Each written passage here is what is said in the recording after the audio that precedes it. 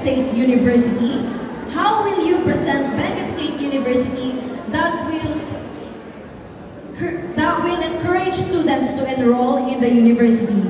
I repeat, being a proud student of Benguet State University, how will you present BSU that will encourage students to enroll in the university? Proudly, I am a proud student of Benguet State University, and I want to encourage the next generation students to enroll in our university, because I know for the fact that our university cares for the students, cares for the mental health of our students, and this university offers many courses where we can reach our dreams, our goals. This university is our avenue to reach our dreams.